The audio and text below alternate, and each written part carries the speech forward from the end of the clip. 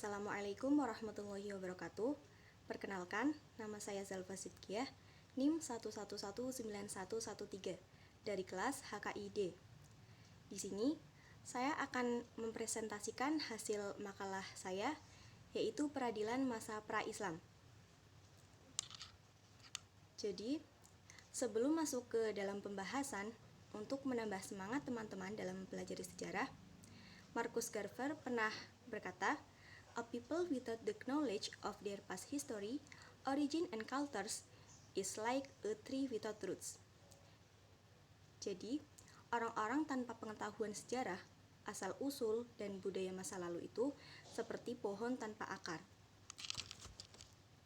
Langsung saja ke pembahasan yang pertama, yaitu peradilan pertama. Sebenarnya, peradilan itu telah terjadi sejak adanya manusia di bumi ini. Pada masa Nabi Adam alaihissalam, baik saat di surga ataupun setelah beliau turun bersama Siti Hawa ke bumi, proses peradilannya langsung serta-merta dari Allah Subhanahu wa Ta'ala.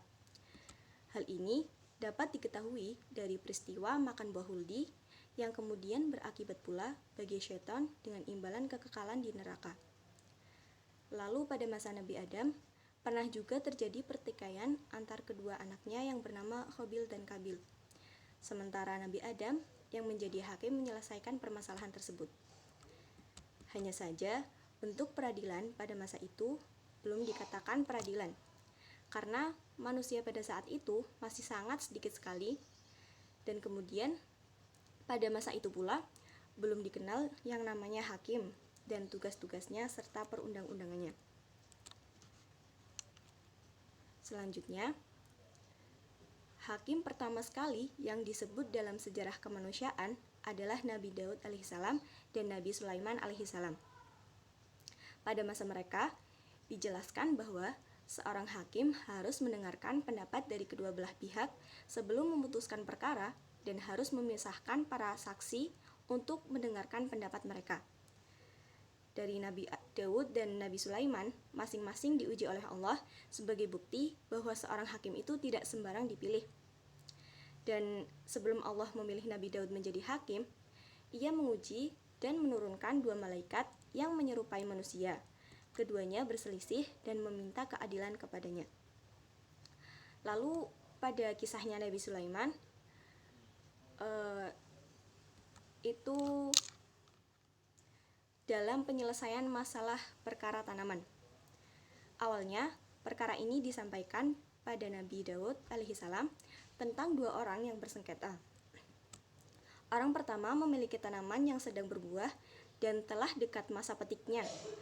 Namun, kambing-kambing orang kedua memakan dan merusak tanaman tanpa dicegahnya. Maka orang yang pertama itu meminta keadilan. Dan kisahnya ini diterangkan dalam Al-Quran, surat Al-Anbiya ayat 78-79, yang berbunyi, A'udzubillahi minasyaitonirrajim, Bismillahirrahmanirrahim, Wa Dawuda wa Sulaimana idh yahkumani fil harthi idh nafashat fihi ghanamul qawm wa kunna li hukmihim syahidin fafahamnaha Sulaiman wa kullan ataina hukma wa ilma wa sakharna ma'a Dawud al-jibala yusabbihna wat-tayr wa kunna fa'ilin. Yang artinya, ingatlah kisah Daud dan Sulaiman di waktu keduanya memberikan keputusan mengenai tanaman, karena tanaman itu dirusak oleh kambing-kambing kepunyaan kaumnya, dan adalah kami menyaksikan keputusan yang diberikan oleh mereka itu. Lalu yang arti surat Al-Anbiya ke-79-nya, maka kami telah memberikan pengertian kepada Sulaiman tentang hukuman yang lebih tepat, dan kepada masing-masing mereka telah kami berikan hikmah dan ilmu, dan telah kami tundukkan gunung-gunung dan burung-burung. Semua bertasbih bersama Daud, dan kamilah yang melakukannya. Lalu pada subbab pembahasan yang kedua, yaitu peradilan bagi bangsa Romawi, Persia, dan Mesir kuno. Sejarah singkat berdirinya kerajaan Romawi itu tidak banyak diketahui, karena tidak ada sumber yang tertulis yang berasal dari zaman tersebut, dan kebanyakan sumber ditulis berasal dari legenda. Hal ini dikarenakan pada tahun 390 sebelum Masehi, bangsa Galia menyerang Roma dan menghancurkan semua catatan sejarah, sehingga tidak ada catatan sejarah dari masa kerajaan. Dan menurut legenda, kota Roman didirikan pada tahun 753 sebelum Masehi oleh suku bangsa lokal yang telah membangun perkemahan di 7 bukit di sekeliling Roma. Tempat tersebut di sekitar bukit Palatineti sepanjang sungai Tiber di Italia Tengah. Wilayah itu subur dan bukit-bukitnya menyediakan perlindungan sehingga tempat itu mudah dipertahankan. Hal ini ikut berperan dalam kejayaan Roma kelak. Lalu selanjutnya sejarah berdirinya bangsa Persia. Kekaisaran Persia adalah sejumlah kekaisaran bersejarah yang berkuasa di dataran tinggi Iran, tanah air asal bangsa Persia dan sekitarnya termasuk Asia Barat, Asia Tengah, dan Kaukasus. Saat ini, nama Persia dan Iran sudah menjadi kebiasaan. Persia itu digunakan untuk isu sejarah dan kebudayaan, sedangkan Iran digunakan untuk isu politik. Bangsa Arya hijrah ke Iran dan mendirikan kekaisaran pertama Iran yang bernama Kekaisaran Media. Kekaisaran ini telah menjadi simbol pendiri bangsa, juga Kekaisaran Iran. Selanjutnya, sejarah peradaban Mesir kuno. Peradaban Mesir kuno merupakan peradaban yang buktinya masih bisa ditemukan hingga saat ini. Mesir kuno adalah salah satu peradaban kuno di bagian timur Laut Afrika. Peradaban ini terpusat di sepanjang hilir Sungai Nil. Sejarah Mesir kuno dimulai dengan disatukannya dua imperium besar Sungai Nil. Kerajaan ini dapat dibagi ke dalam 5 periode pemerintahan, di antaranya periode dinasti awal, periode kerajaan lama, periode pertengahan, dan periode kerajaan baru, serta periode akhir.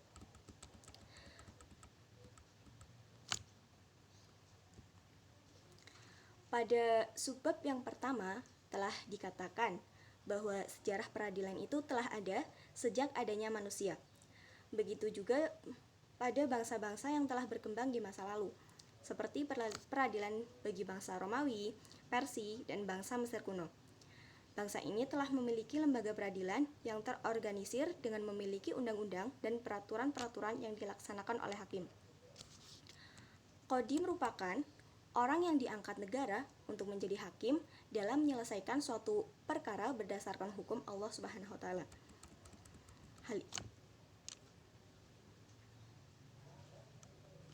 Pendapat dari bangsa Israel dan bangsa Arab sebelum Islam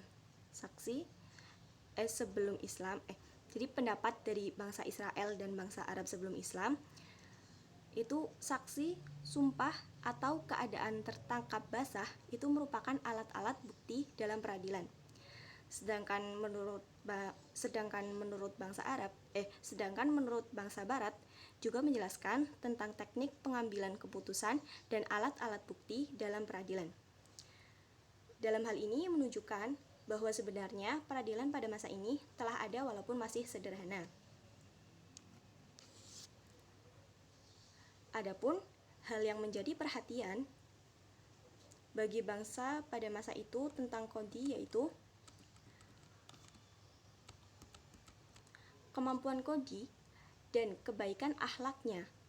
Maka tidak akan seseorang diangkat sebagai qadhi atau hakim apabila ia tidak memiliki kemampuan di bidang ini.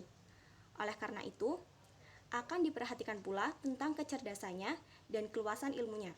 Demikian juga tentang segi-segi ketenangan hatinya, kebersihan jiwanya, dan keluhuran budinya.